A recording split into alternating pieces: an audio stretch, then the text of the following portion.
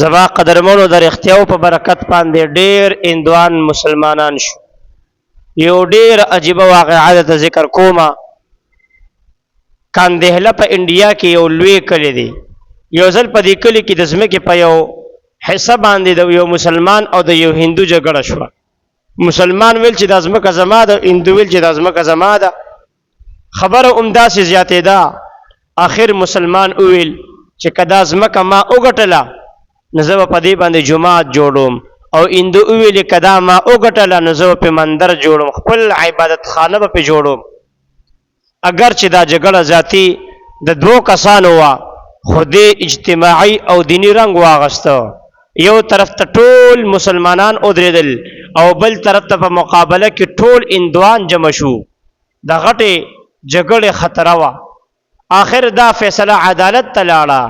دا واقعه چونکې د هندوستان د تقسیم نه مخکې وه، په دې هغه وخت کې جج چې کوم دی هغه قاضي او یو انګریز و. انګریز چې دا اندازه ولګوله ویې نو سخت پریشان شو. هغه محسوسه کړه چې که په دې معامله کې لږه بې احتیاطي وشي نو کیدای شي چې د مسلمانانو او د هندوانو سخته جګړه شروع شي او ډیره وینه پکې توی شي. نو د دواړو ډلو نه یې پوښتنه وکړه چې آیا ستاسو په منځ کې د صلح څه صورت کیدی شي؟ هندوانو ورته وویل چې موږ به تا ته د مسلمانانو د یو عالم نوم وښیو، ته هغه راوغواړه او د مسلمانانو پوښتنه وکړه چې دا ځمکه د چا ده. د هغه مسلمانانو د عالم نه تپوس وکړه چې دا ځمکه د چا وي، بس ټیک ده. که هغه وویل چې دا ځمکه دا د مسلمانانو ده، هغې ته یې ورکړه. که هغه وویل چې دا ځمکه د هندوانو ده، بیا موږ له راکړه. مسلمانان هم په دې خبره باندې راضي شو. نو انګریز جج د دواړو ډلو ته یو میاشت تاریخ ورک چې په دې تاریخ ستاسو فیصله ده. کله چې دواړه ډلې د عدالت نه راووتې نو مسلمانان ډېر خوشحاله. ځکه د مسلمانانو په زړه کې دا خبره وه چې که دا عالم هر څوک وي هغه به ضرور دا وایي چې دا ځمکه د مسلمان ده، ځکه په دې باندې موږ جومات جوړو. نو دوی د خوشحالۍ نه ټوپونه وهل. هندوانو خپل مشرانو نه هغې نه پوښتنه وکړه چې تاسو څه وویل په عدالت کې؟ دوی ورته وویلې خپلو مشرانو چې موږ د مسلمانانو د یو عالم نوم ورکړه، هغه به آینده تاریخ باندې راځي، تاریخ ورته وښوده او هغه چې څه ووایي په هغې باندې زموږ فیصله ده. نو په دې خبرې سره د عامو هندوانو چې کوم دي زړونه هغه مات شو. ځکه د دوی سره دا یاره شوه چې کیدای شي هغه عالم به د مسلمانانو طرفداري وکړي. هندوانو جج ته د مسلمانانو چې کوم عالمو نو هغه مولانا مفتی الهی بخش کاندهلوي رحمه الله و، د هغه نوم یې ورکړی. دا د شاه عبدالعزیز رحمه الله په شاګردانو کې و.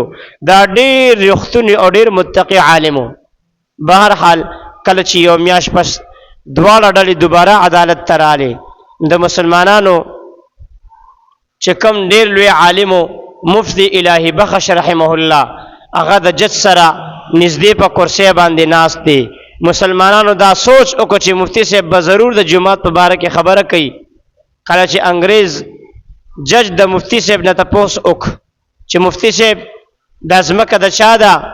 مفتی صاحب ته چونکې اصل حقیقت معلوم و چې دا ځمکه د چا ده، نو ده ورته وویلې دا د هندو ده. انګریز جج ورنه بیا تپوس وکړو آیا هندوان په دې باندې مندر جوړولی شي؟ مفتی صاحب ورته وویل چې کله دا ځمکه د هندوانو ده نو دوی ته اختیار دی، که دوی ور باندې مندر جوړولی شي، که کور جوړولی شي. په دې خبرې سره د مسلمانانو زړونه مات شو. د دې نه پس انګریز فیصله ولیکله، خو په فیصله کې یو عجیبه خبره هم ولیکله. هغه دا خبره دا وه عجیبه خبره چې دا ځمکه مسلمانانو وبیلله خو اسلام وګټله. دا ځمکه د هغه جج هغه انګریز جج فیصله لیکي، او فیصلې کې دا ډېره نااشنا خبره لیکي چې دا ځمکه مسلمانانو وبیلله خو اسلام وګټله.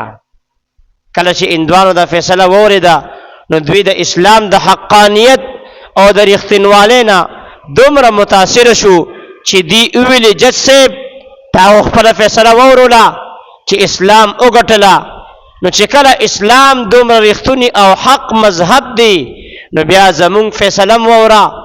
اوس مونږ ټول کلمه وایو او مسلمانیږو او په دې ځای باندې په خپل لاس باندې د مندر پسې جماعت جوړو، ټول خلق ټول اندوان چې کوم دي مسلمانان شو او په هغه ځای باندې جماعت جوړ کړ د مندر په ځای باندې. عزتمندو اگر چې عقل دا ویل چې دروغ ویل پکار دي چې په دې ځای کې جماعت جوړ شي، لیکن چې کله مفتی صاحب رښتیا وویل نو د رښتیا په برکت باندې ټولو اندوانو ته الله پاک ایمان نصیب کړ او په هغه ځای باندې د مندر په ځای باندې جماعت جوړ شو. لہذا که په یو ځای کې په ظاهره باندې رښتیا ویل نقصاني ښکاري، خو بیا هم رښتیا ویل پکار دي، ځکه رښتیا ویونکي سره الله پاک محبت کوي او مدد ور سره کوي. او دروغ اگر چې په ظاهره فایدمن معلومیږي لیکن په حقیقت کې ډېر نقصانی دي. د دروغجن نه الله رب العزت نفرت کوي، لعنت ور باندې راوري، الا لعنت الله علی الكاذبین، او په معاشره کې په داسې کس باندې څوک هم اعتماد نه کوي.